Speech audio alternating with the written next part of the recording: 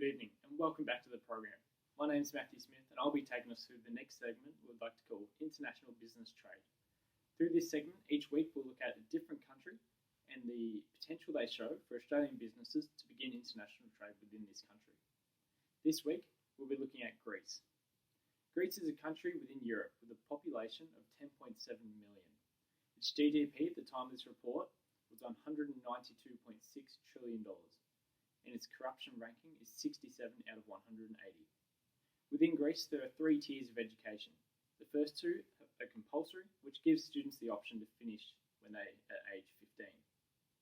This means that students can finish middle school and have the option to complete high school. The banking crisis of 2008 possibly hit Greece harder than any other European country and resulted in the well-documented financial breakdown and subsequent massive tripartite bailout. The country remains one of the world's greatest tourist destinations. Its geographic position makes it an important starting post between Western Europe and the Middle East. And Greece's economy can only improve going forward. Despite its membership of the European Union, Greece remains a traditional culture, and business structures reflect an age-old concept of hierarchy and the importance of relationship networks. Making the right impression with the right people can be the difference between success and failure. Greece is also fiercely patriotic. However, this love of country does not extend to the Greece state or its institutions. The government have been perceived as interventionist and overprotective, while the public sector is viewed as bloated, inefficient, and often corrupt. To begin this report, we'll be given aid from members of ANDES, which is an Australian Government Department of Foreign Affairs task force, known as the Australian National Department of Young Scholars Researchers. I'll be interviewing these members, and then we'll be able to assess the impact of globalisation of Greece and make a judgment as to whether they be considered a winner or a loser. This will be followed by discussions surrounding economic development and human development within Greece. Assessment into the cultural distance between Greece and Australia will also be conducted, analysing if they are becoming similar or increasingly disparate. Lastly, this report will examine the industries within Greece and provide an analysis onto which industries Greece should specialise in when deciding to trade with other countries, as well as what Australia should specialise in with other countries in their trade. Now, I would like to welcome Leah, Jordan, Emerson and Trung to help provide a critical analysis into the potential Greece has as an international trade partner. Based on your research, Leah, are you able to make an assessment as to whether Greece has become a winner or a loser based on globalisation? Hey guys, thanks for having me in today. So the impact of globalisation on Greece is complex, therefore making it difficult to label this impact as either positive or negative. And as always in the debate of globalisation, as stated by Hammond and Gross in 2003, there are arguments for and against both sides. To begin, it is important to analyse the impact of globalisation on the economic state of the country. The European Union and the Eurozone, as a result of globalisation and increased interconnectedness of governments, directly impacted Greece. Prior to adopting the euro, Greece had found itself in an unfavourable financial position, and this was reported by every media outlet a million times over and is still being reported in 2019 with an article written by Investopedia. This situation was improved with the adoption of the new currency. However, eventually this proved not to be a solution but just a cover. Greece's economy now is in turmoil as a result of hidden problems resurfacing after so many years and a substantial default on a payment to the International Monetary Fund reported by CNN in 2015. Another issue as a result of globalisation is the increase of migrants in the northern regions, specifically from neighbouring Balkan countries, Albania and Bulgaria. Hatsa Prokopiou wrote a really good article about this in 2006. He claimed that the impact of migration reflects the historical era that it takes place in, and with Greece's current economic condition, migration is not entirely welcomed by locals. This is mainly due to how the largest migrant groups in Greece are more accepting of a lower and often illegal wage, therefore filling up the scarce job positions available in the country. The European Commission in 2014 highlighted how the rapid emergence of India and China on the global trading scene has impacted competition in low-wage countries such as Greece, leading to job losses and downward pressures on wages.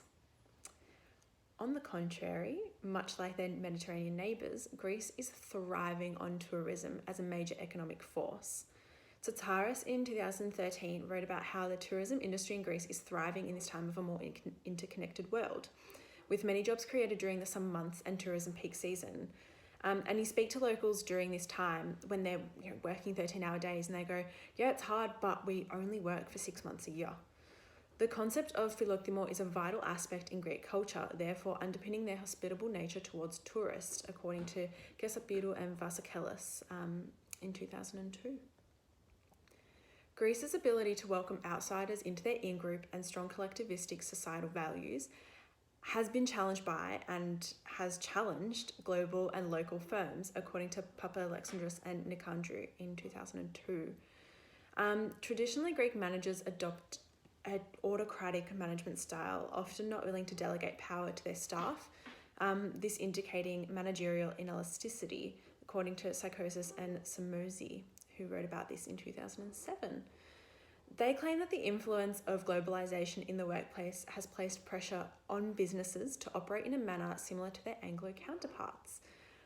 This has created a conflict within Greek workplaces between reformists, so those wanting integration with the Western world, and traditionalists, so those wanting stability and absolutely no change at all. Overall, Greece, I believe, is both a winner and a loser as a result of globalization. Many believe, such as the reformists in these larger organisations, that globalisation is shifting Greece towards a more modern society and that the increase in tourists is assisting the economic conditions of the nation. However, it is likely that the majority of Greeks feel the effects of the economic crisis on a day-to-day basis, and heavily too. So this leads me to believe that overall, Greece has been a loser in the wake of globalisation. Thank you for that great response, Leah. Next, Jordan has researched the level of economic development and human development within Greece. Now, Jordan, based on your analysis, which do you think has a greater significance to Australian firms considering establishment of a presence within Greece? Hi there, my name's Jordan Janikadakis and I am one of the Andes researchers from the Australian Government Department of Foreign Affairs and Trade, and today I'm going to be discussing the economic development of Greece. So looking at Greece from a current viewpoint, Greece's economy is probably one of the worst for a developed country. This can be observed due to the fact that the country's national debt sat around $360 billion mark. An independent study conducted by Ozturk and Sozdemir stated that Greece was actually quite the powerhouse up until the 2000s, as they had quite the economic boom from the 1950s and onwards. Furthermore, economic development of a country can be measured in two ways, one in terms of economic performance, the other in terms of living standards. More specifically, in the eyes of economic performance, there are two measures: gross national income per capita and purchasing power parity. GNI refers to a measure that calculates the total annual income received by residents of a nation. In plain and simple language, GNI measures the average income of an individual within a country. It is much like gross domestic product, however, GNI takes into account the income received from other countries, which essentially increases total income received. The second measure, purchasing power parity, refers to an economic theory that compares different countries' currencies through a basket of goods approach. In other words, it compares the price of a good in one country in comparison to another country after converting the respective currencies of the two countries.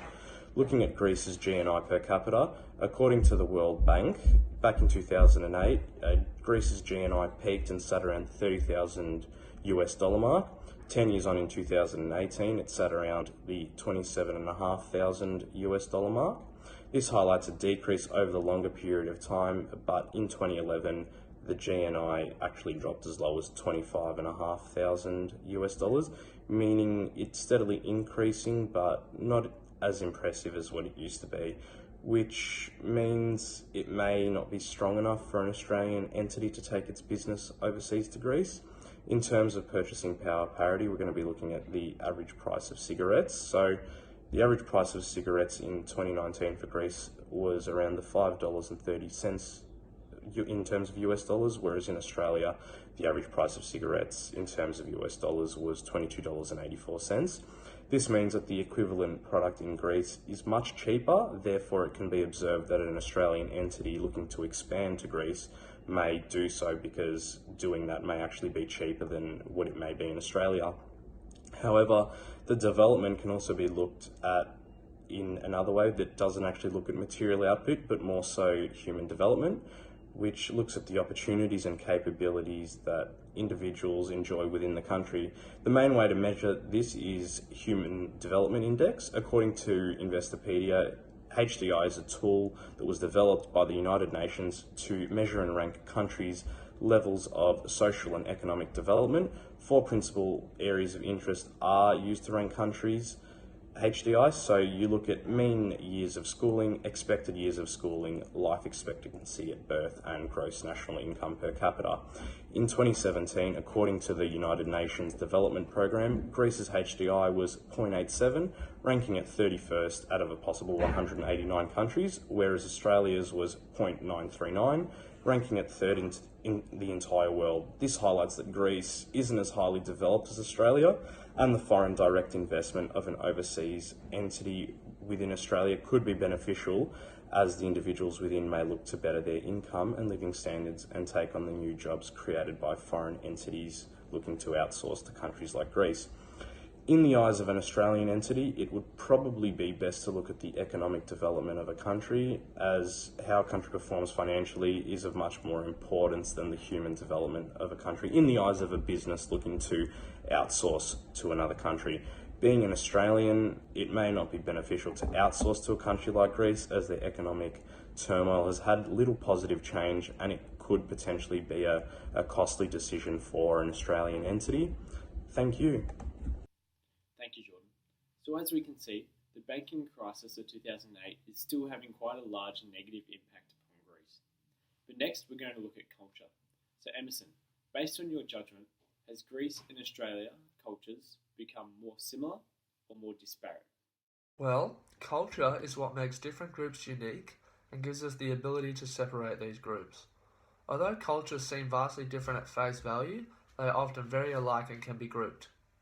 A method to compare cultural distance between countries is to look at the differences in scores on Hofstede's dimensions. In terms of power distance, Australia has a low score. Information and decision making is distributed across the hierarchy. Communication is participative and informal. Senior managers and employees rely upon each other. Greece has a slightly above medium score, meaning that Greece leans towards a large power distance. Inequality between individuals is acknowledged and people are expected to adhere to a hierarchy. In relation to individualism, Greece is quite low and is clearly defined as a collectivist culture. Extended family is very important in Greek society, and strong family members are expected to assist the weak. In contrast, Australia has a score of 90 for individualism, meaning that people look after themselves and their immediate families. Australia leans towards a masculine society and is therefore driven by accomplishment and contest. This value system is maintained throughout an Australian schooling and career. Greece has a very similar score, but is slightly less masculine, as a collectivist society means they are driven to provide for their extended family. This is due to the fact that femininity has been found to have a link towards collectivism, whereas masculinity has found to be closer to individualism. Greece, as a high uncertainty avoidance country, will have legislation that makes it increasingly difficult to dismiss an employee. Job security is a high priority as people require assurance, as they are highly uncertain about their futures. Australia has a score of 51, meaning that the country is neither certain nor uncertain about their futures. Long-term orientation in Australia is rather weak, and it is therefore a normative culture that focuses on past and present, rather than far into the future. Australians focus on this year's or this quarter's profits, instead of long-term projections. Greece has a mediocre score, and is therefore simultaneously respecting tradition whilst focusing on new ways to prepare for the future. The cultural distance between Greece and Australia varies depending on the Hofstede dimension. They both exhibit mid-range scores for masculinity and slightly lean masculine rather than feminine. There is a small distance between Australia and Greek power distance and long-term orientation, with Australia having a larger power distance whilst Greece has a higher long-term orientation. In terms of level of individualism and uncertainty avoidance, the two countries sit on opposite ends of the spectrum.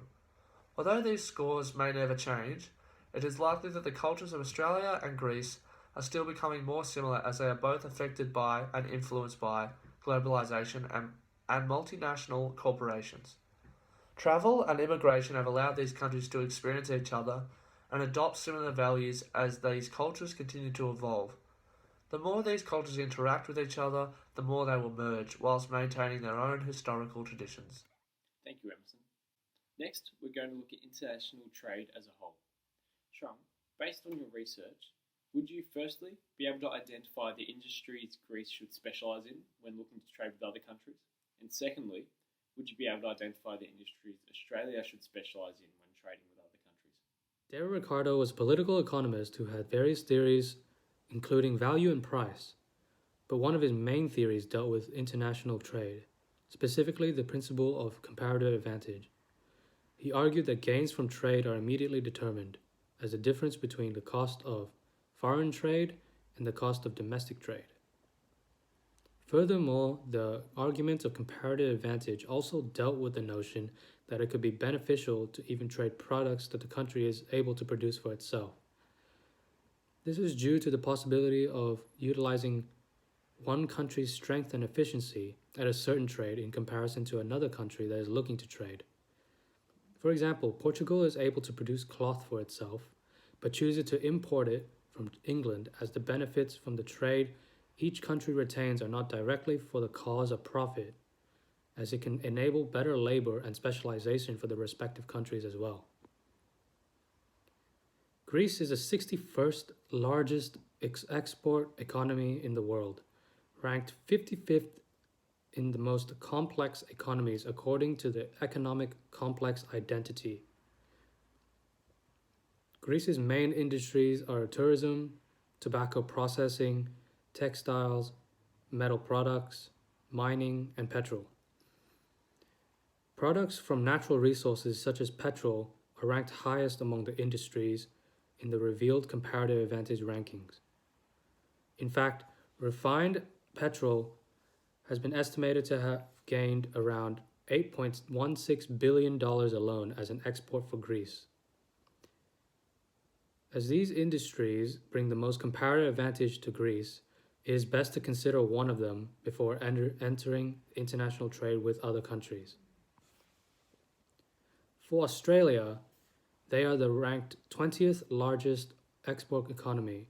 Their main industries are wheat, iron ore, coal briquettes, petrol gas, and refined petrol. Although the export of refined petrol has gained an impressive $14.4 billion, as this is not as profitable as their other specialization of other natural resources such as iron ore, gaining them $48.2 billion, it could be beneficial to look to Greece for refined petrol instead. Consequently, Australia's best industries align with their abundant natural resources that are not readily available to other countries. This would mean it would be best to use this advantage and trade in their specialty, such as iron ore, coal, etc. Based on the findings of Andy's researchers into Greece, it can be said that Greece has had a negative impact from globalisation, giving us the impression that it has become a loser. As Leah discussed, this is largely due to the banking crisis of 2008. Secondly, Emerson indicated that economic development of Greece is a much better indicator for firms within Australia.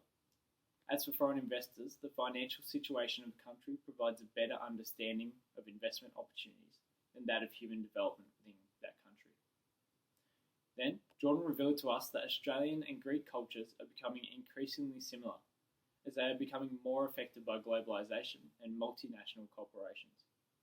Lastly, Trung indicated that Greece should look to specialise in products made from natural resources, as they have shown to bring more competitive advantage. Likewise, Australia should continue to specialise in our abundance of natural resources, such as coal and iron ore, as these are resources that are not readily available for other countries, therefore creating a larger demand. Based on the research from the Andes crew, it is easy to come to the conclusion that at this current time, Greece is not in the ideal situation to trade with due to the hard-hitting impacts of globalisation, largely due in part to the still prevailing impacts of the banking crisis. However, Greece as a country continues to grow, and through the introduction and specialisation of naturally sourced resources, it is developing into an ideal target for business trade in the future.